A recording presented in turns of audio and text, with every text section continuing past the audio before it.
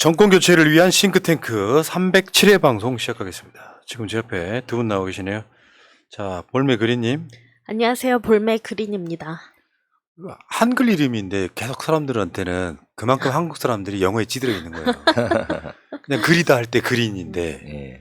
이걸 사람들은 그거를 GREN 이렇게 받아들이니까 자꾸 색깔 갖고 장난치는 거예요. 그러니까 볼메 그린님은 잘못한 게 없어요. 순 우리말로 네. 만들었는데 사람들이 오해를 하는 거지. 예, 알겠습니다. 자, 그리고 그 옆에는 복지과 소사이어티 운영위원장이신 이상구님 나오고 계십니다. 예, 반갑습니다. 이상구입니다. 아, 그래도 좀 한 10여일 정도 지나니까 그래도 이렇게 간혹 농담이 좀 나오는 예, 숨 막힐 것 같았던 바로 그 맞습니다. 기간들이었고요.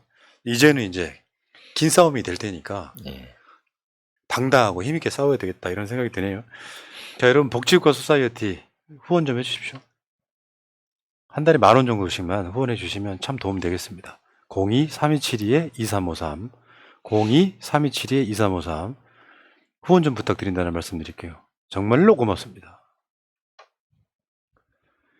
자, 복지과 소사이어티가 했던 일 중에 문재인 케어 복지과 소사이어티의 공력이 굉장히 많이 들어갔잖아요. 예. 예. 뭐 여러 분 같이 했지만은 저희 멤버들 중에 상당 숫자 그쪽에 참여를 했습니다. 알겠습니다. 그런 복지과 소사이어티 후원 좀 바라겠습니다. 자, 시작을 해보면 지금 오늘은 이제 12구 참사 극복법 뭐 이런 주제로 이야기 한번 해볼 텐데 일단은 10여일 지났고요. 사건 명칭 가지고 말이 많던데 지금 12구 참사라는 말도 정답이라고 볼 수는 없어요. 예. 사회적 합의가 만들어져야 되는 건데 예. 이게 어떻게 부르는 게 좋을까요? 일단 그 정부에서 명칭을 참사가 아닌 사고로 하려고 했다가 엄청난 반발을 부딪혀서 지금 철회를 하는 상태지 않습니까? 외신 기자회견 할 때도 디세스터가 아니고 이 인시던스로 바꾸어서 하다가 외국인 그 기자들이 좀 문제를 지적했다고 하고 또 희생자나 피해자, 빅텀이 아니고 이 단순 사망자로 바꾸어서 프랭카드 걸게 했다가 뭐 광주에서부터 뜯어내리고 새로 달고 막 이런 일들이 벌어졌는데요. 추모도 정부가 통제하겠다. 결국 또 그런 용어를 어떻게 쓰냐에 따라서 이 정의를 아예 바꿔버리겠다 이런 식으로 하니까 거꾸로 그런 것들이 이 국민들의 분노를 일으키면서 이 더 거센 지향으로 지금 나아가는 과정인 것 같은데요. 일단 그런 대응을 보면서 전 드는 생각이 야, 저 정권 내에는 저렇게 전문가가 없나? 저렇게 미숙하고 허술한가? 이런 안타까움이 들고요. 두 번째로 저 정권의 이제 실력이 만천하에 드러났지 않습니까? 도저히 그 국민소득 3만 불 그 세계 10위권 안에 드는 대한민국을 움직일 수 있는 능력이 안 되니까 저 정권이 그냥 그 더 오래 지속되도록 한 것 자체가 뭐 헌정의 안정성 이런 이야기도 하지만은 국민들 더 이상 안 죽이는 길이겠다 이런 것들을 좀 확인하는 그런 과정들을 차근차근 밟아가는 그런 느낌을 저는 지난 2일 동안 받았습니다. 저 분향소를 갔었는데 정말 기분이 이상했던 게 국화꽃만 놓여 있고 그 희생자들의 사진, 위패 이런 게 아무것도 없으니까 정말 누구를 위해서 명복을 빌어줘야 되지? 내가 누구를 위해서 이 사태를 슬퍼해야 되지라는 게 분향소에 가니까 오히려 너무 마음이 혼란스러웠습니다. 그런 것들을 의도했던 게 아닌가 싶습니다. 실제로 많은 분들이 분향소를 찾으셨는데 거기에서 저와 비슷한 감정을 느끼지 않으셨을까라는 생각이 들더라고요. 그러니까 이게 이런 거예요. 엄청난 사태, 참사가 났는데 옛날 같으면 저런 식의 통제가 먹혀요. 근데 지금 안 먹힌다는 게 문제예요. 제가 드렸던 말씀이 정답입니다. 수준이 더 높은 사람들이 보면 수준이 낮은 사람들이 왜 저러는지가 읽히잖아요. 근데 그거 표현한 적 있어요. 유리 상자 안에 든 실험용 쥐 같은 느낌이에요. 아, 쟤들 왜 저렇게 꼼수를 부리지? 다 보이잖아요. 그 정도 수준에서 국민적 수준이 이만큼인데 걔네들 수준이 한참 밑에 떨어져 있는 거예요. 그러니까 항상 들키고 욕먹고 수준 낮고 무능하다고 이야기를 하는 겁니다. 여기 아무것도 아닌 거를 뭐 중립적 표현에 몰아가지고 정부의 책임을 줄여보려고 하는, 오히려 분향소에다가 뭐 이태원 참사든 12구 참사든 희생자 분향소라고 쓰면 국민들이 더 분노합니까? 아니거든요. 이런 논쟁 자체가 국민을 분노하게 만드는 거잖아요. 불필요한 과정을 하나 더 거쳐버리는 거예요. 그 분향이나 장례 절차가 그 인류 역사에 만들어진 이유는 그 답답하고 억울함, 또 그 황당함, 막연함 이런 것들을 해소를 하는 그런 레토릭으로 이게 만들어진 거거든요. 그런데 거기에 영정도 없고 또 위패 이름도 없고, 그러면 누구를 무엇을 그 해란 말인가, 이제 이런 의문이 하나 들고 두 번째로 이게 그냥 덮는다고 덮어질 사안이 아니지 않습니까? 이름을 가리고 또 유족들끼리 못 만나게 한다고 해서 물타기 할 수 있는 사안이 아닌데 그걸 천박하게 저 정도 선에서 막아보려고 하는 그 자체가 좀 너무 가소롭기도 하고 우리나라 정부의 실력이 저 정도밖에 안 되나라는 것 때문에 또 화가 나기도 하고요.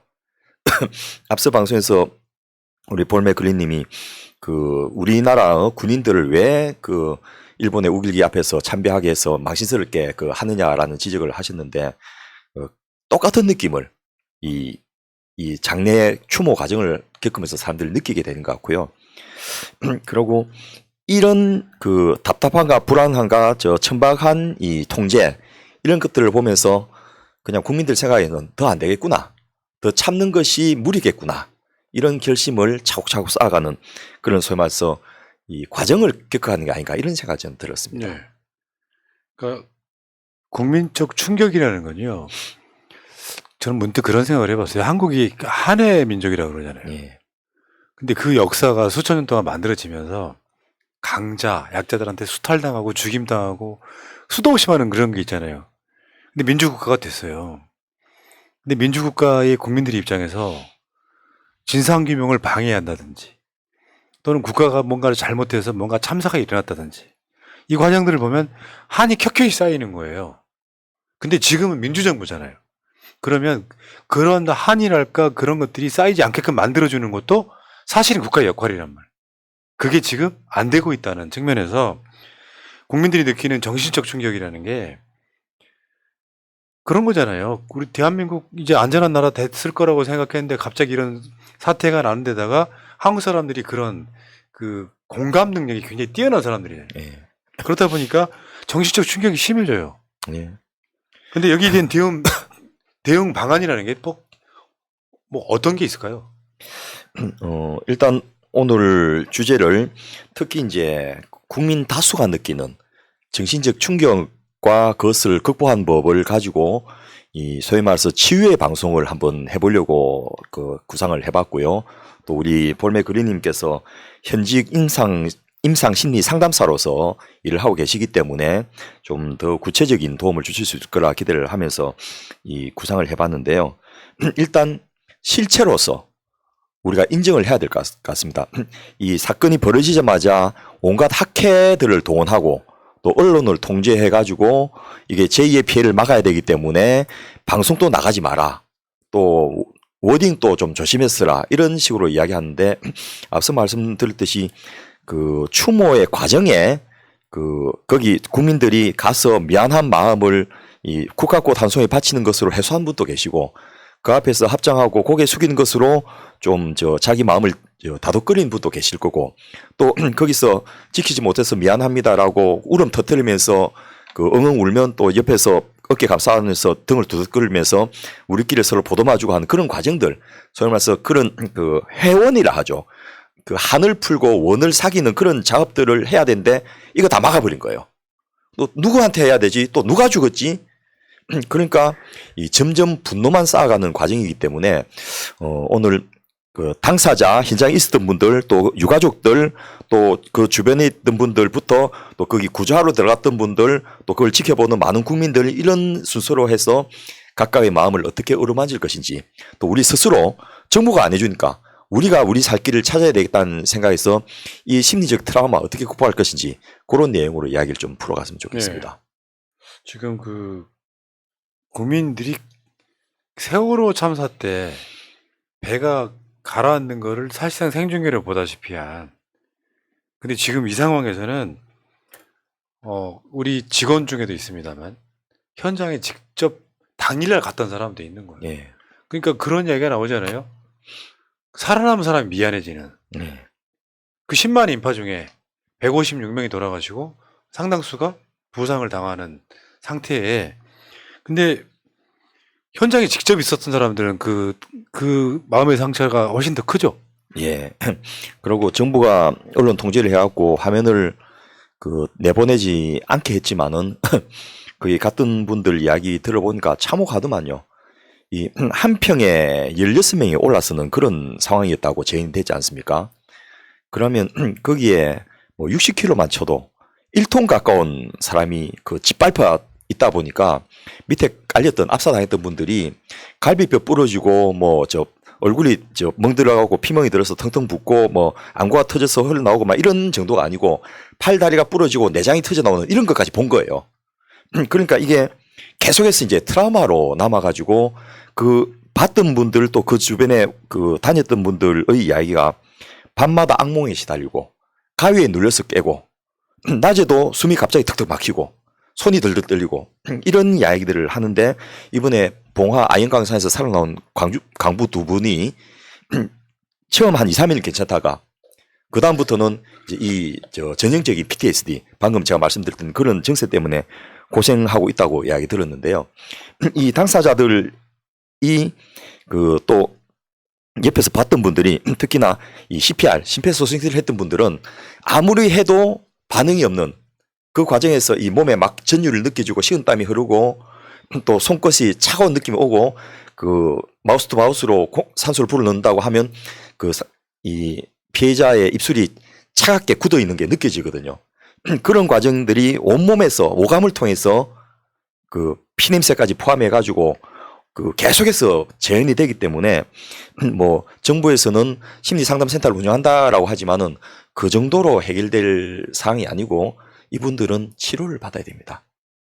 약을 먹고 우선 잠이라도 좀 자게 하고 불안한 심정을 안정시키고 이런 것들을 해야 되는데, 그런 것을 위해서 적극적인 노력을 하지도 않고 또 누가 거기 있었는지도 파악도 안 하고 있고 신고받는 것도 기피하고 있고, 그리고 각각 구청별로 나눠서 신고받고 막 이런 식으로 혼란이 되고 있어서 뭐 저희가 이런 말한 것 자체가 사실은 좀 미안할 정도이긴 하지만은 그 현장이 여러분 생각하는 것보다 훨씬 더 참혹했다, 이것만은 꼭 전해드리고 싶습니다. 그러고 보니까 윤석열 입에서는 이런 얘기는 안 나오네요. 실제 살아남은 사람들의 심리치료라든지 뭐 이런 이야기는 전혀 안 나오는 데다가, 그리고 사실 제가 봤을 때는요, 우리나라 역대급 참사 중에 공권력이 없음으로 해서 여러분들 온라인 통해서 접해 보셨겠지만 길거리에 수십 구의 시신이 방치되는 장면 있잖아요. 그걸 보는 거는 정말 충격이었어요. 그런 장면을 본 적이 없거든요, 우리가. 전시도 아니고. 저희는 광주 항쟁에서 보이던 그 모습을 이 시점에서 다시 볼지는 정말 상상을 못했습니다. 그래서 화면을 보던 그 분들이나 그 옆에 계시던 시민들이 하는 말이 CPR 한 걸 옆에서 보면서 제발 살아라 살아라 하면서 가슴을 압박했고 지켜보는 것만으로도 막 눈물이 줄줄 흘렀다, 이런 이야기들을 하는데, 이게 평생에 각인이 돼가지고 죽을 때까지 잊혀지질 않는 거예요. 저희 현장에 있었던 구급대원들, 의료진들, 그다음에 정말 많은 시민들, 사람들을 빼내기 위해서 노력했고, 그다음에 위에서 또 잡아줘서 건져 올리고 이런 사람들이 있지 않았습니까? 예. 이런 사람들의 가장 큰 마음의 짐은 한 명이라도 더 살릴 수 있었는데 그걸 못했다, 한 명이라도 더, 이런 죄책감에 계속 시달리는 거거든요. 그런데 이런 거에 대해서는 지금 어떤 대책도 지금 세워지지 않고 있고, 뭐 구급대원들이나 이런 분들에 대한 심리센터는 운영하겠지만 현장에 있었던 그 수많은 사람들에 대한 대처는 어떻게 할 것인지, 이게 큰 문제인 네. 거죠. 그게 공감력이 없어서 그래요. 예. 윤석열 같은 특이 직업 종사자들의 특성이 그래요. 공감력이 없어서. 공감력이 없어가지고 이런 거에 대한 생각이 없고요. 일단 책임 회피하고 보는 거예요. 경찰 니들이 잘못했어. 그거잖아요, 지금 현재. 그런데 현장에 출동했던 경찰관 한 분이 익명 커뮤니티 인 브라인드에 올린 글이 또 화제가 됐는데요. 이 아비규환이던 상황 속에서 그 어떻게 그 자기가 살려보려고 그렇게 노력을 많이 했는데 결국 이제 그에 실패해서 더 살리지 못해서 죄송합니다. 이렇게 글을 올려놨더니 이걸 보고 시민들이 그 자책하지 마십시오. 또 경찰관님 잘못이 아닙니다. 트라우마가 그 너무 깊게 남지 않길 바랍니다. 이렇게 격려글을 올리고 하는데 그 실제로 제가 전쟁에 나가서 사망은 안 했지만은 그 전쟁에 나가서 그 전투를 겪었던 분들이 가진 트라우마를 제가 봤거든요. 그런데 그 지금 현장에서 주변에 사람들이 그 사체들 널브러져 있는 걸 본 사람들은 전투에 준하는 그런 트라우마를 입었던 거더라고요. 아, 그렇겠네요. 예. 왜 그 세월호 의인이라고 하시는 분이 예. 계속 극단적 선택을 하는 이유랑 연관이 있습니다. 그래서 거기서 그 구조에 참여했던 분들이 하는 말이 가장 아픈 그 상처는 방금 이야기 나왔듯이 자기의 무기력함에 대해서 더 살리지 못해서 죄송합니다라는 것에는 자기의 무기력함에 대해서 그 엄청난 트라우마가 돼서 이것 때문에 막 그 사지에 힘이 없어지고 의욕이 없어지고 그래서 방금 푸나님 말씀하신 대로 그 무게를 이기지 못해서 극단적인 선택을 하는 그런 일들이 이제 생기지 않겠나 싶어서 그 뭐 이것에 대한 심리 치유는 여러 가지 있지만은 저는 거기 출동했던 이 소방관들이나 경찰관들 이런 분들을 징계를 하고 뭐 책임을 묻기보다 이분들을 우선 보호해주는 그런 작업부터 해야 되지 않겠나 싶습니다. 맞습니다. 지금 뭐 일선 경찰들이 어떻게 대응을 했는지, 용산서가 뭐 잘못을 했느니 이런 걸 따지고 있는데 그것보다 그 현장에 있었던 사람들을 먼저 제대로 인간적으로 살리고 봐야죠. 현장에서 고래고래 소리를 지르면서 교통정리를 했던 순경 한 분이 계셨습니다. 그분 인터뷰를 했는데 그분도 여전히 내가 좀 더 노력해서 많은 사람들을 살렸으면 하는 죄책감에 막 우시더라고요. 그런 사람들을 다 치유를 해야 되는 게 먼저입니다. 유일하게 현장 출동해서 그 구호 활동했던 용산 소방서장이 오늘 구속됐지 않습니까? 그 말은 담담하게 정말 참 그 대범하게 잘 하시는구나 생각했는데 카메라가 포착해 보니까 손이 들들들 떨고 있었다는 거죠. 그렇게 그 죽을 그 힘을 다해갖고 구조했던 사람을 구속시키고 그 오지도 않고 보이지도 않던 사람들이 책임 회피하려고 하는 걸 보면 결국 이게 타조가 위험이 직면하면 모래 속에 머리 박고 그 숨는 그와 똑같은 방식이 아닌가 싶어서 저게 저렇게 한다고 국민들이 용서해주고 넘어가 줄까? 이런 생각이 전 들더라고요. 구속됐다고요? 입건이 아니고? 입건됐죠. 깜짝 놀랐네. 예. 그리고 그 현장에 출동했던 분들뿐만 아니고 출동했던 의료진들도 굉장히 그 큰 트라우마를 호소를 하고 있습니다. 근데 국내 의료진들은 이걸 못 쓰게 돼 있거든요. 그래서 국내 의료진들의 이야기는 하나도 안 나오는데 그 한국에 휴가 왔다가 현장에 있게 된 대만 의사가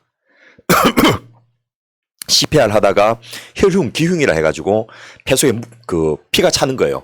그래서 거기다가 인튜베이션을 해서 관을 박아서 폐가 쩌발라들지 않고 그 펴지도록 해준다든지 기도 삭관을 해서 그 심폐소생술을 하기 전에 그 이 기도로 이 관을 넣는 이런 시술을 했던 그분이 대만에 올린 글이 번역돼서 또 소개가 된 거예요.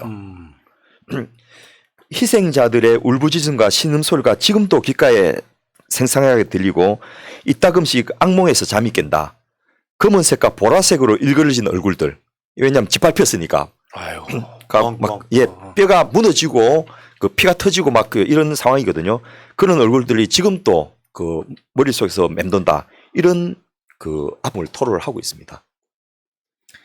그 112에 신고된 녹취록들이 다른 것들도 공개가 됐지 않습니까? 그걸 보니까 그냥 글로만 읽어도 신음소리와 비명소리가 적혀 있는데 그것만 생각해도 그 당시의 상황이 너무 짐작이 가서 정말 끔찍합니다. 그런데 현장에 계셨던 분들은 더 심하게 이거를 겪으셨겠죠. 근데 이제 직접적으로 그 현장에 있었던 분들 떠나서 우리 세월호 드라마가 그런 거거든요. 내가 방송에서 세월호에 대해서 계속 이야기를 했던 게 그런 거 같은 맥락이에요. 세월호 참사 때 유가족 분들이 팽목항을 내려가서요.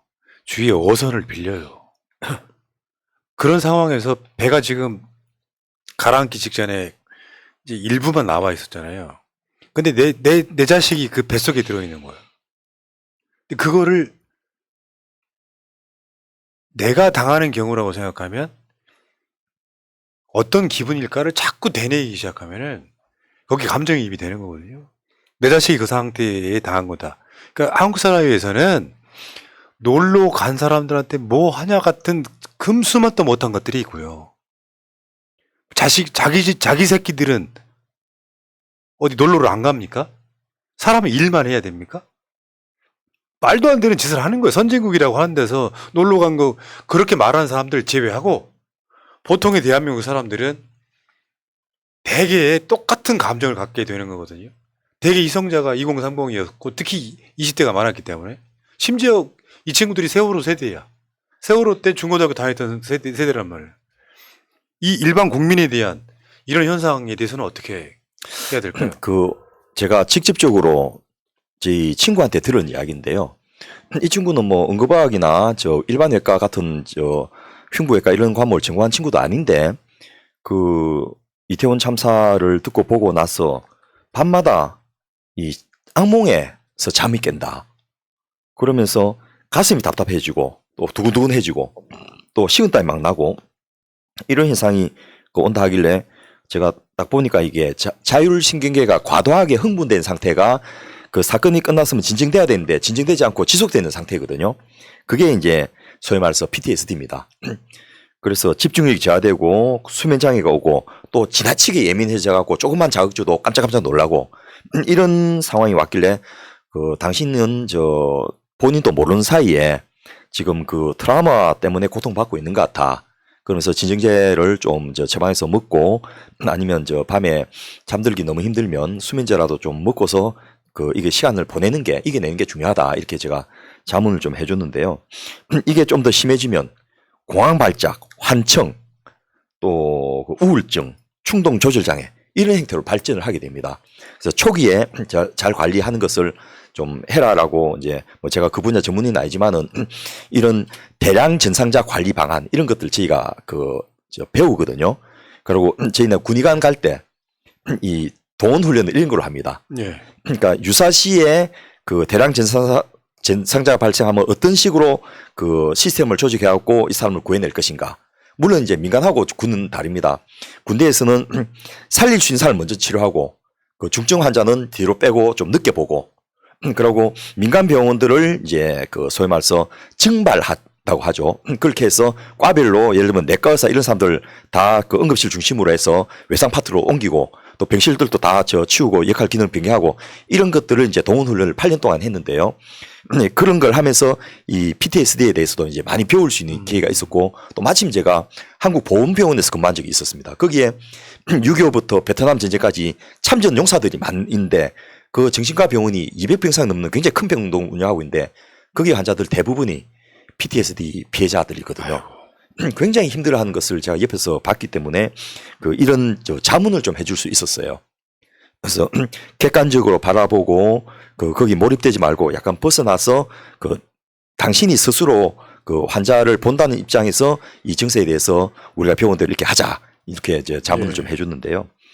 의사가 그런 상황인데 일반인들은 얼마나 힘들겠습니까? 어떻게 보면 의사도 일반 국민하고 다를 게 하나도 없는 것이죠. 근데 지금 최근에 보니까 그런 보도가 많이 나와요. 지하철 1호선 압박 위협을 느끼는, 그러니까 국민들이 그런 트라우마가 생긴 거죠. 맞습니다. 그러니까 압박 증후군이라는 게 있다면서요. 예. 이게 이제 정신적인 트라우마도 문제지만은 현장에서 이제 요행이 살아났는데 갑자기 며칠 지나서 이 문제가 생기는 그런 경우가 있는 거예요. 요거는 아직 보고가 잘 안 되고 있는데 뭐냐 하면 과도하게 눌려가지고 근육이나 신경이나 이게 압박이 되면 이게 체내 독성 물질들이 산소가 가고 또 글루코즈 탄수화물이 그 영양분이 그쪽에 배치되면서 이 젖살이라든지 독소물질을 빼야 되는데 이게 그 세포 내에 쌓이게 되면 그 세포 조직을 파괴를 하거든요.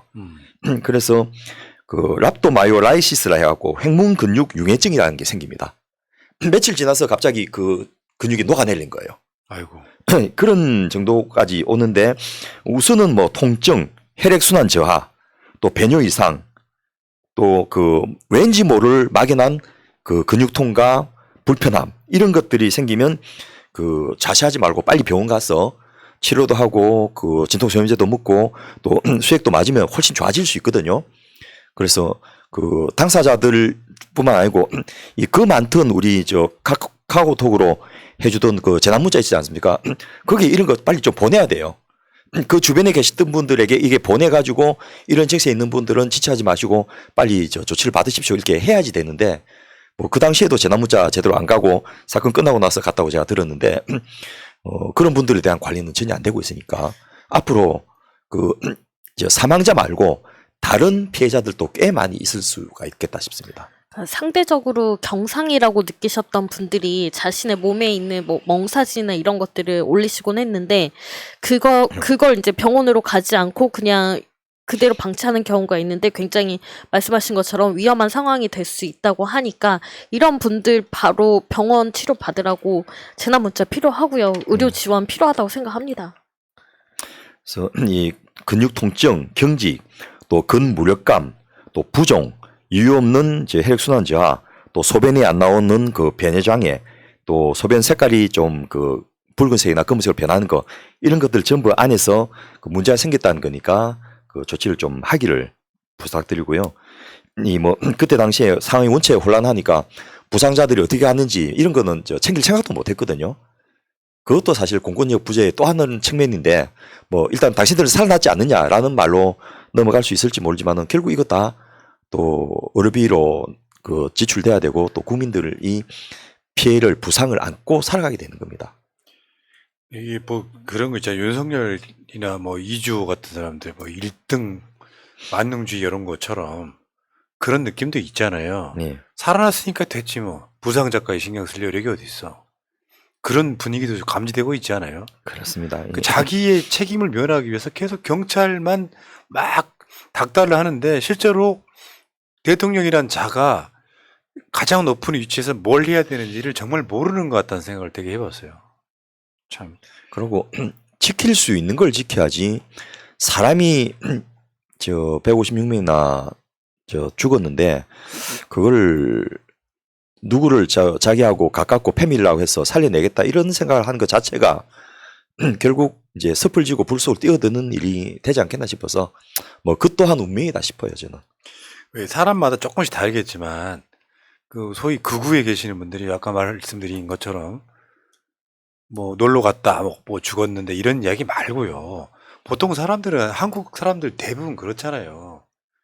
생면무지에 누군지도 모르는 네. 사람들이 누군가 돌아가셨다면, 그러니까 천수를 다하지 않고 사고로 돌아가셨다고 하면 느끼는 공감력이라는 게 있어요. 그 공감력이 안전한 사회 만들겠다고 하는 사회적 여론을 만들어냈던 거거든요. 네. 근데 그 시스템이 정권 바뀌고 6개월 지나니까 그냥 그대로 무너졌던, 물론 여기에는 무슨 마약 수사, 대통령실 이전 이런 이유가 있지만 이런 것들이 관련돼 있는 거지 않습니까? 그런 상황에서 국민들이 느끼는 그 정신적 충격이라고 하는 것은 왜 김영삼 때까지 막 그 삼풍백까지 무너지고 성수대교 무너지고 이 과정들을 거치다가 그래도 세월호 참사 때 아주 정점을 찍었다고 생각을 했는데 다시는 그 정도 사건은 안 난다. 네. 사람들이 느끼는 그 충격이 굉장히 크다고 생각해요. 맞습니다. 밖에 나가기도 겁나지잖아요, 다시. 예. 그 외신들이 이제 우리나라 언론 보도를 안 하니까 외신들이 보도한 게 8년 만에 제2의 세월호 뭐 이런 저 제목을 붙여서 많이 하는데요. 일단 우리나라 사람은 뭐 단일 민족이라서 그런 것도 아니고 또 그 뭐 외국에서 태어나서 자랐던 친구 아들이 한국 와갖고 아빠 이 나라는 어떻게 사람들 전부 머리 색깔이나 눈 색깔이 다 똑같이 이렇게 그 이상하다고 물었다고 하던데 실제로 국민들이 느끼는 이제 동일감, 일체감, 또 공감 이런 것들은 굉장히 높은 나라거든 대한민국이. 그런데 직접 현장에서 있었던 분들이나 또 그것을 화면이나 다른 SNS로 지켜봤던 국민들이 모두 다 트라우마를 지금 겪고 있습니다. 그런데 이 전 국민적인 트라우마에 대해서는 아무도 관심도 안 가지고 아무도 이 치료하려고 하질 않는데요. 이 트라우마 관련된 의학 논문들을 보면 사건을 직접 겪든지 지켜보든지 상관이 없다가 하나고요. 두 번째, 사건의 크기가 크든 작든 상관이 없다. 이렇게 나옵니다. 그래서 그 트라우마라는 게 이제 성폭행, 재난, 전쟁, 또 가까운 분들의 그 사별 이런 것들이 이제 스트레스 지수에 보면 가장 높은 것들에 속하는데 이런 그 트라우마 상황을 심리학에서는 마음에 깊이 상처를 입힌 어떤 사건이나 상황을 설명할 때 트라우마를 하는데 이 트라우마는 크기나 직접 경험 여부나 상관없이 이 사건 때문에 파장이 이 대한민국 전체로 퍼져나가서 우리 국민들이 다 지금 트라우마를 입고 있다. 이렇게 보는 게 정확한 판단인 겁니다. 그러니까 좀 맥락이 다른 얘기긴 한데 우리가 왜 그 유명 연예인들의 극단적 선택을 보면 아직도 소위 저쪽에 계시는 어르신들은 그게 어떤 건지를 잘 모르시더라고요. 본인이 소위 자살이라고 불리우는 극단적 선택하는 것은 마음의 병의 결과물이에요. 그게 대표적인 게 우울증이란 말이에요. 근데 지금 옛날 분들은 그 마음의 병, 우울증, 트라우마 등에 대한 중요성, 심각성을 모르죠. 예. 그건 당연히 이겨내야 된다고 생각하잖아요. 치료받으면 되는 마음이 아픈 병들이 굉장히 많습니다. 근데 집단적으로 5,200만이 거기 물론 뭐 몇 사람 제외하고요. 놀러 가서 죽을 수도 있지 하는 사람들 그건 금수인 거고 악마인 거고 나머지 사람들 입장에서는 그게 트라우마로 남을 수밖에 없잖아요. 그래서 제가 잠깐 트라우마 기전을 좀 말씀을 드리려 하는데요. 인간이 기억을 하게 되면 그게 이제 단기 기억으로 있다가 장기 기억으로 분류가 되게 되는데요. 이 해마라는 거 들어보셨습니까? 해마라는 뇌 조직은 그 의식과 연관된 기억을 담당하고요. 그 편도, 피추이타리 글랜드라는 이 편도는 무의식과 관련된 기억을 담당합니다. 그래서 예를 들면 지렁이를 보고 뱀인 줄 알고 깜짝 놀라는 것은 무의식적으로 편도의 그 역할 때문에 그런 건데 깜짝 놀라고 나서 보니까 뱀이 아니고 지렁이네 라고 판단하게 되는 것은 그 바로 해마의 역할을 하는 거죠. 그런데 이 트라우마를 겪게 되면 이 편도는 평소보다 과하게 활성화되고 이 해마는 억압이 되면서 해마의 역할이 줄어드는 거예요. 그러면 그 참사의 기억들이 전부 편도의 잠재의식으로 자리 잡게 되면서 트라우마 자체는 이제 일회성으로 흘러가지만은 유사한 상황에 닥치면 똑같이 놀라고 똑같이 반응하는 그래서 심파테틱 액티베이션, 소위 말해서 교감신경계가 흥분하는 이런 이상 반응이 생기는데 그 떠올리게 하는 유발 요인이 트리거 팩터가 물건, 빛, 냄새, 소리, 사람, 기억 이런 것들이 전부 다 유발 요인이 될 수 있다는 거죠. 예를 들면 어릴 때 캄캄한 화장실에 문이 잠겨서 한 시간도 같이 있었으면요.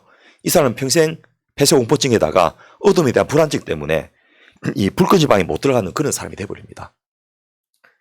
이런 불안감과 공포가 극대화되면서 공황 발작이 일어나고 그래서 공황 장애를 얻게 되는 사람들로 발전하게 되는 거죠. 네. 그래서 제가 트라우마의 종류를 잠깐 좀 소개를 하려고 하는데요. 뭐 트라우마가 정신적 충격이 다 똑같은데 뭐 세부적인 종류가 있냐라고 생각할지 모르지만은 우리가 이런 걸 좀 알면 스스로에 대해서 좀 객관적으로 볼 수 있으면서 또 대응할 힘도 생기거든요. 첫째, 일상에서 느낄 수 있는 트라우마의 그 후유증 중에 하나가 과민 반응입니다. 그 불필요하게 과민해서 반응한 거죠. 예를 들면 어릴 때 집안이 너무 어려워갖고 산동네에 살았던 사람은 그 잘 사는 집 친구가 그 대학에 그 언덕에 있는 건물에 올라올 때 힘들어하는 걸 보고 언덕에 오르내릴 때는 힘이 들겠네 이런 이야기하면 갑자기 이게 막 그 옛날 아픈 기억이 되살아나고 니하고 절교야 막 이까지 나가버리는 거예요. 그 잘 사는 집 친구는 내가 별말 한 것도 아닌데 왜 저렇게 과민 반응하지 했는데 가난했던 집 아이는 그런 트라우마가 있었던 거죠. 이런 과민 반응 하나 있고요. 두 번째 불신이 있어요. 예를 들면 딸의 그 결혼 자금으로 그 모아놨던 돈을 그 친구들 개에 부었다가 이게 한 놈이 들고 튀는 바람에 당했던 사람은 그 사람을 믿은 게 나의 잘못이야 이렇게 자책을 하면서 그 예를 들면 그 자기 친동생이 승진 기념으로 뭘 가방을 하나 사줘도 고맙다는 말 대신에 너 내한테 이거 왜 사줘? 너 내 재산 빼먹으려 하는 거야? 이런 식의 말도 안 되는 반응을 하는 것들이 바로 트라우마로 인한 불신이 생기는 반응이라는 거죠. 세 번째로 이제 악몽이 또 트라우마로 인해서 자주 생깁니다. 사람은 꿈을 통해서 기억들을 재분배하고 재편성해갖고 저장을 해서 필요할 때 꺼내 쓰게 되는데 이 대학생 때 실수로 임신해서 낙태한 경험이 있는 여성의 결혼을 했는데도 자꾸 느낌에 뱃속에 검은 아이가 내 자궁속에 들어있는 것 같아서 새로운 아이가 못 들어오게 한다는 거죠. 그래서 결국 불임이 되는 이런 그 트라우마를 겪는 경우도 제가 들었는데 하여튼 이것이 절대 그냥 지나가지는 않는다. 그래서 객관적으로 바라보고 파악하고 또 인정하면서 대응을 효율적으로 하는 것이 중요합니다. 진짜 트라우마의 종류는 굉장히 많은데 예. 죽음과 관련된 트라우마는 굉장히 깊고 아프죠. 이런 측면이 있다고 보고 일상생활에 트라우마 많아요. 저도 트라우마 많습니다. 사업 망하고 굉장히 어렵게 살았던 시절에 이야기를 꺼내면 내가 과민 반응해요. 예.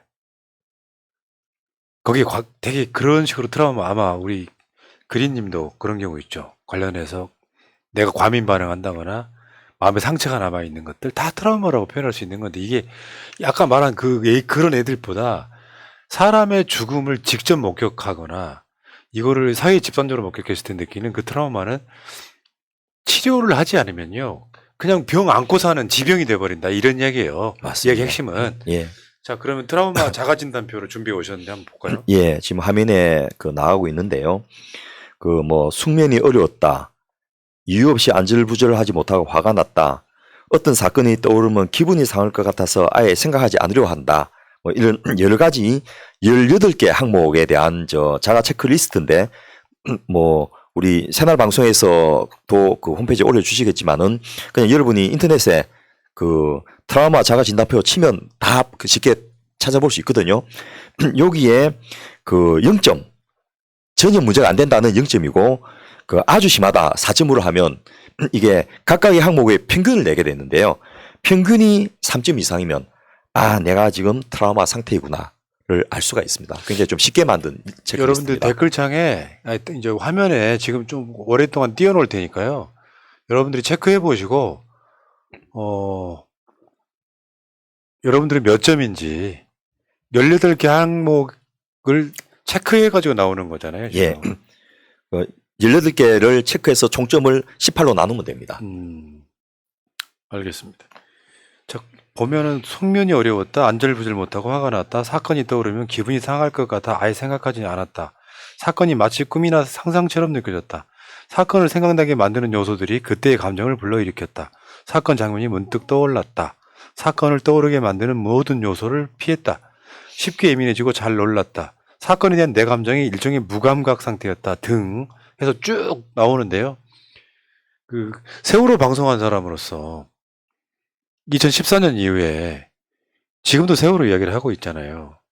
근데 어느 시점이 지나니까 세월호 진상규명 의지가 떨어지기 시작하니까 제목에 세월호가 걸려 있으면 많은 사람들이 아예 안 들어버리더라고요. 예. 세월호가 싫어서가 아니라 그 마음의 상처를 떠올리기 싫은 거예요. 맞습니다. 힘들어서 그렇습니다. 그러니까 방송하다 보면 그게 느껴져요. 아, 이번 주제는 굉장히 중요한 주제이고 중요한 내용인데도 불구하고 제목에 세월호가 걸려 있으니까 사람들이 안 보는구나, 피하고 싶구나, 트라우마구나 라고 느꼈던 경험들이 정말 수도 없이 많아가지고 이 사건도 나중에 이제 지금이야 분노의 게이지가 높기 때문에 12구 참사에 대해서 사람들이 많이 들어오지만 시간 지나고 나면 이 이야기를 제목에 달면 많은 분들이 안 들어오실 건 저는 확실합니다. 그래서 이 트라우마를 빨리 없애는 방법은 진상규명을 빨리 하는 겁니다.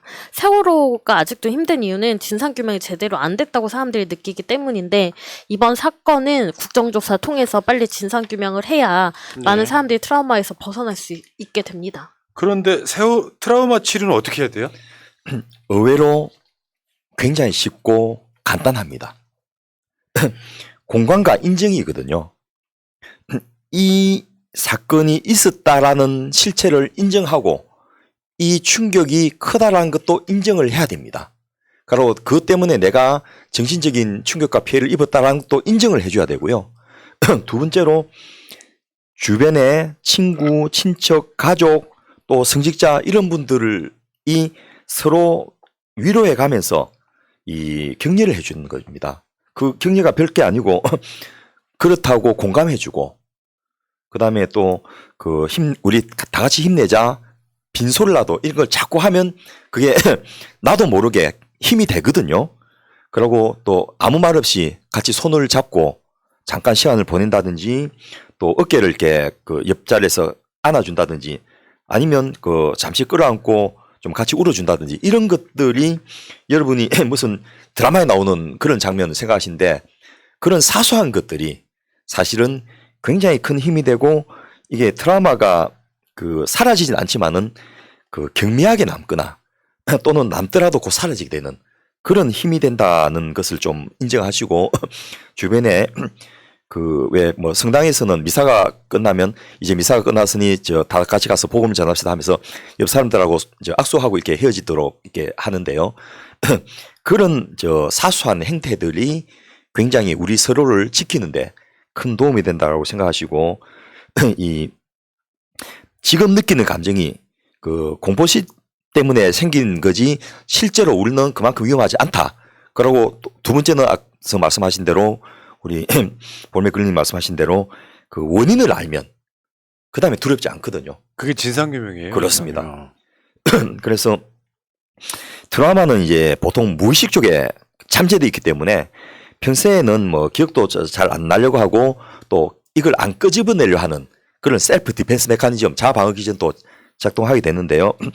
이 시기를 우리가 국민들을 서로 격려하면서 잘 보내는 거.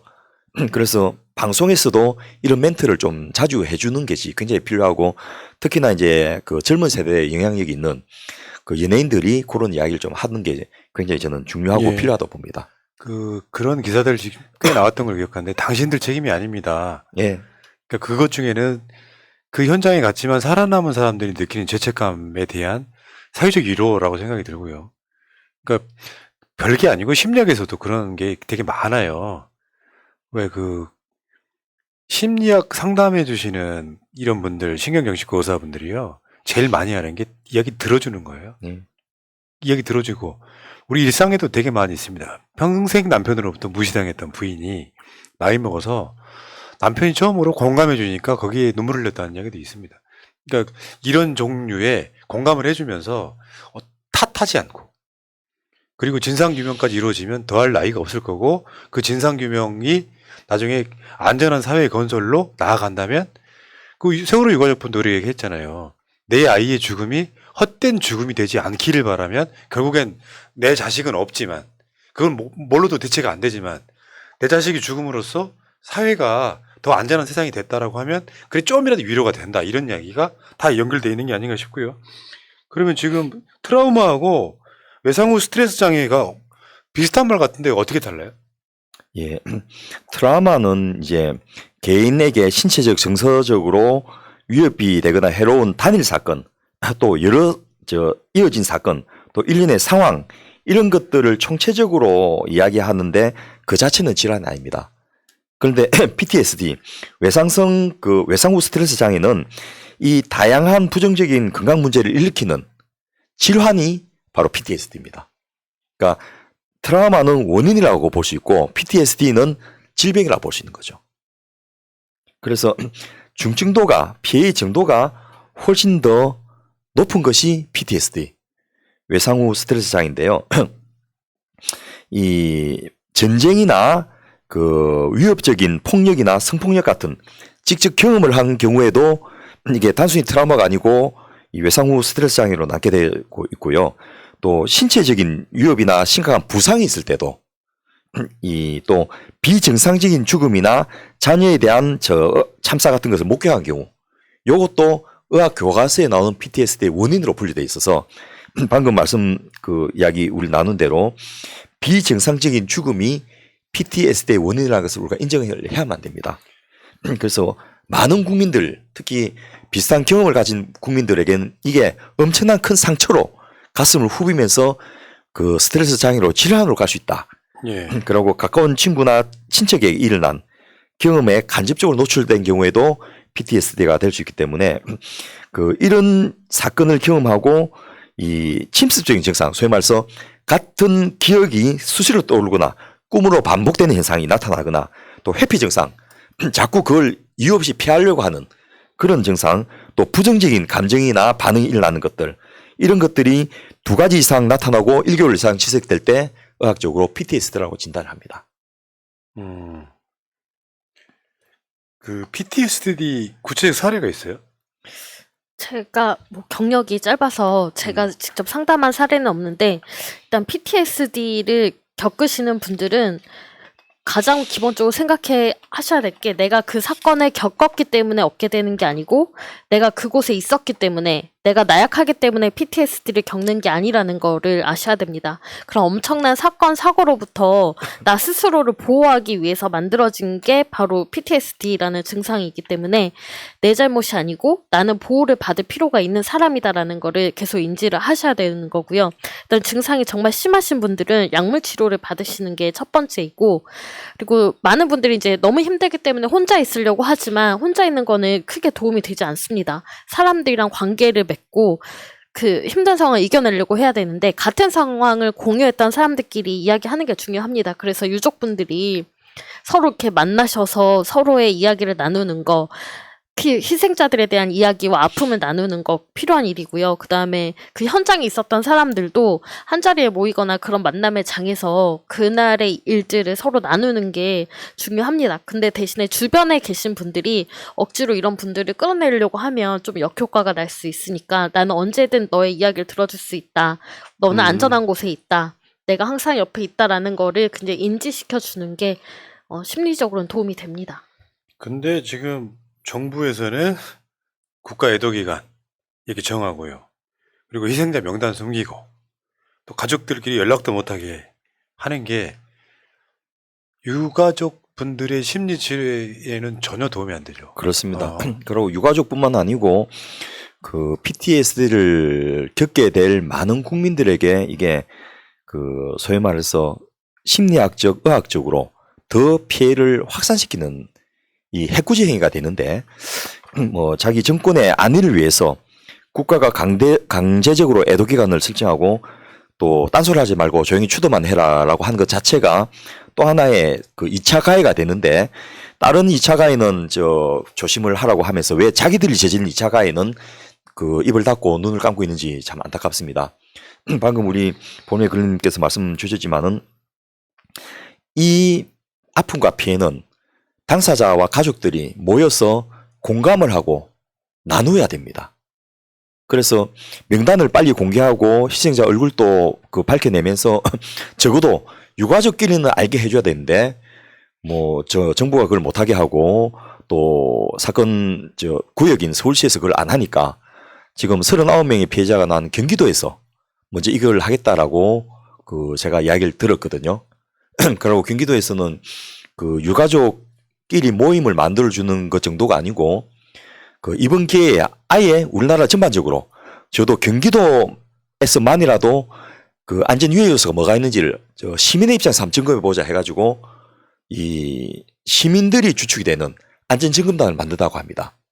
그래서 여기서는 각 분야의 전문가들과 이 해당 분야에 피해를 입었던 시민들이나 그 유가족들이 같이 참여해가지고 예를 들면 이번 같이 그 대중 집회 안전, 또 교통 안전, 또 산업재해 같은 산업 안전, 또 식품 안전, 또 여성들의 성폭력이나 성추행 같은 또 그루밍 같은 안전, 또 어린이 안전 이런 모든 것들을 좀 점검해 보자라고 하면서 오히려 이번 그 참사를 안전을 적극적으로 도모하는 계기로 삼자라는 논의를 하고 있다고 들었고 이 세티드라고 옛날에 우리 이금영 그 부산지방경찰청장이 우리 채널 나와서 한번 말씀 주신 적이 있는데 그 환경 설계를 통해서 아예 구조적으로 범죄가 안 생기도록 하는 것들을 경기도 31개 시군에 전면적으로 도입하는 그런 것도 지금 준비 중에 있다라고 하면서 이번에 왜 추모 관련된 그 리본이나 그 지시를 또 현판을 바꿔서 이 광주에서 달게 되면서 이 반발하는 지자체들이 많이 생겼는데요. 이 중앙정부가 안 하면 결국 지방정부라서 그걸 해가지고 PTSD도 예방하고 국민들을 위로하는 그런 자구책을 할 수밖에 없지 않겠나 싶고요. 그렇게 하는 과정에서 국민들은 이제 누가 좋은 지도자인지를 자연스럽게 알게 되지 않겠나 싶습니다. 예. 자, 그러니까 이게 우리가 이런 사회적 참사에 대해서 진상규명을 외치잖아요. 예. 근데 그 진상규명이 단순하게 시스템을 개선시키는 방향의 의미의 진상규명이 아니라 심리적 치료에도 제일 중요하게 작동하는 것 중에 하나가 진상규명이다. 뭐 이런 이야기죠? 예. 그냥 공포와 불안의 원인을 알아야 그 공포와 불안을 해소할 수 있거든요. 근데 지금 그 진상규명이 되지 않으면 내 공포가 어디서 비롯된 것인지, 내 불안이 어디서 비롯된 것인지 알 수 없기 때문에 굉장히 힘들어지는 거죠. 그리고 이 트라우마로 인해서 나타난 반응 중에 하나가 PTSD 같은 심각한 질환도 있지만은 브레인 포그 증후군 혹시 들어보셨나요? 뇌가 안개 낀 것처럼 멍한 느낌이 지속되고 기억력이 떨어지고 집중력도 떨어지고 아무것도 못하면서 이 좀 시간을 멍청하게 보내는 이런 현상도 이 트라우마로 인한 정신적 방어 기제 중에 하나입니다. 왜냐하면 계속해서 이 외부 정보가 들어오면 이것에 대해서 과민 반응을 해야 되니까 그 외부 정보 들어온 걸 끊어버리는 그런 건데요. 그 브레인 포그 증후군 체크리스트도 한번 띄워봐 주시죠. 이 평상시에 뭐 질환이 있거나 약을 먹은 것도 아닌데 갑자기 대화 중에 특정 단어가 떠오르지 않는다. 또 뭔가 읽고는 있는데 눈은 읽고 있는데 그게 의미가 와닿지 않았고 집중이 안 된다. 또 소지품의 위치나 장소가 기억나지 않는다. 갑자기 말을 할 때 발음이 어눌해진다. 또 뒷목이 자주 뭉치고 두통이 세달린다. 뭐 이런 것들 일상적으로 좀 많이 있고 또 건망증이 아니냐라고 생각할 수도 있지만은 이 7개의 증상 중에서 4개 이상이면 특히나 큰 사건 이후에 이런 게 없다가 생긴다면 아 내가 지금 브레인 포그 증후군 상태구나 이렇게 진단을 하고 이것도 얼마든지 치료가 될 수 있거든요. 예전에 제가 그 채널 돌리다가 금쪽 상담소 이 온영 선생님이 나오는 거기에 이제 알리가 그 자기 고백을 한 걸 듣고서 아 저런 이야기를 이 연예인이 해도 되는가 싶은 생각이 드는데 이분이 이제 그 개건 복활 시절에 그 성폭행을 당했는데 그 이후로 완전히 이제 삶이 무너졌다는 고백을 한 걸 제가 봤거든요. 아들도 낳고 건강한 엄마가 되고 싶지만은 이 갑자기 막 생방송 중에 눈앞이 흐릿해지고 단어가 생각 안 나고 또 막 멘트를 못 해갖고 방송 사고가 날 뻔하고 이런 일들이 있어서 너무 힘들었다. 이런 그 고백을 하니까 그 주재하는 오은영 박사가 그로 인해서 알리의 삶이 매몰되지 않아야 된다라고 자문을 해주면서 그 마음먹기도 중요하지만은 당신 혼자서 이걸 감싸 안고 있지 말고 상담도 받고 약물 치료도 받아라. 이렇게 그 이야기를 한 걸 그 듣고서 아, 참 그 물론 이제 예술을 하는 분들이니까 좀 더 남보다 예민한 건 있겠지만은 이런 피해들이 그 절대 그냥 지나가지 않는구나. 그래서 이걸 극복하는데 또 다른 노력과 에너지를 좀 써야 되거든요. 근데 그 에너지가 개인 스스로의 잘못이 아까 우리 볼메글님이 말씀하셨지 않습니까? 당신 잘못이 아니니까 이걸 극복하는 것도 당신 혼자서 하려고 하지 말고 도움을 받고 주위에 손길을 청해라. 이런 이야기를 하면서 그 근본적으로 이 원인이 명확하기 때문에 도망치지 않고 그것을 인정하고 극복하고 이겨내는 그런 단계까지 가야지 이게 극복할 수 있다라는 코멘트를 하시더라고요. 네. 여러분들이 이렇게 지나오면서 웬만큼 연령대가 되시는 분들은 삼풍 참사, 성수대교 참사, 뭐 세월호 참사, 지금 이태원의 1029 참사 같은 것들을 많이 겪으셨을 거예요. 근데 그 장면들 중에 아마 생생하게 떠오르는 장면들이 있을 거예요. 20년, 뭐 30년 지나도 떠오르는 장면들. 저는 그 자체가 트라우마라고 생각해요.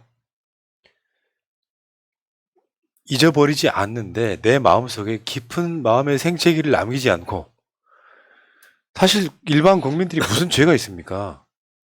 진짜로 죄를 지은 사람들은요, 사람의 죽음에 대해서 놀러 간 사람들 이렇게 이야기하는 게 그게 죄인들이고 그 사람들이 범죄자들이라고 생각하고요. 막을 수 있었는데 못 막았다고 하면 그 못 막을 수밖에 없게 만든 자가 범인인 것이고. 그래서 우린 사회를 안전하게 만드는데 굉장히 노력을 해야 되는데, 저도 사실 솔직히 말씀드리면 세월호 에피소드를 600, 700개 만들어도 문재인 정부를 지나서도 세월호 진상규명이 다 안 됐다고 느끼면 내가 피해자이자 또 가해자가 돼버려요. 이 과정들을 계속 거치는 걸 보고 느끼면서 참 힘들구나. 하지만 우리가 이렇게 하는 것은 가장 원리는 되게 간단하다고 생각해요. 우리 후세들이 조금은 더 좋은 나라를 누릴 수 있도록 우리가 하지 않으면 그 아이들이 해야 되고 또 피해자가 나온다, 이런 의미에서 그렇게 진상규명이 이루어지고 안전한 국가가 됐다라고 느낄 즈음에 터진 사건이에요 지금. 예. 그렇다 보니까 마음의 상처가 더 큰 게 아니냐, 이런 생각을 해봤고요. 이번 사건을 우리 국민들이 이겨내는 방법 중에 하나가 바로 원인 규명입니다. 원인을 알면 대책을 세울 수 있고요.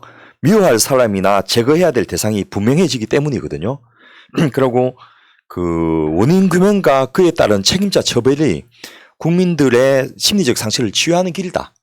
우리 국민들이 안전하고 편안하게 살려면 꼭 그 역할을 해야 되고, 그걸 안 하면 우리 국민들은 또 광화문에 달려나가서 촛불 들고 외칠 수밖에 없고요. 그 외치는 행위 자체가 나를 보호하고 나를 치유하는 길이다. 그래서 살아남기 위해서, 또 나를 치유하고 보호하기 위해서 우리는 좀 더 적극적으로 원인 규명과 책임자 처벌, 그리고 근본적인 대책까지를 한번 나아갔으면 좋겠습니다. 네. 토요일 날 나오세요. 이번엔 또 오랜만에 제가 무대에 올라갑니다. 예. 내가 아프지 않기 위해서, 맞습니다. 내가 힘들지 않기 위해서라도 예. 나와서 외치시기 바라겠습니다. 자, 정권 교체를 위한, 이 방송을 몇 회를 더 해야 될까요? 정권 교체를 위한 싱크탱크 307회 방송 두 분과 함께 마치고 새날은 이따가 1시간 후에 8시 좀 못해서 오겠습니다. 자, 두 분 고생하셨고 방송 시청하신 분들 힘든 방송 시청해 주셔서 감사합니다. 이따 다시 오겠습니다. 고맙습니다. 감사합니다. 민주주의 평화 통일 다 죽어간다. 이대로는 놔둘 수 없다. 자, 다시 한번 해보는 거야. 자, 다시 한번 싸우는 거야. 자, 손 맞잡고 어깨를 걸고 우리 함께 이기는 거야. 자, 다시 한번 해보는 거야. 자, 다시 한번 싸우는 거야. 자, 손 맞잡고 어깨를 걸고 우리 함께 이기는 거야. 자, 다시 한번 해보는 거야. 자, 다시 한번 싸우는 거야. 자, 손 맞잡고 어깨를 걸고 우리 함께 이기는 거야. 자, 다시 한번 해보는 거야.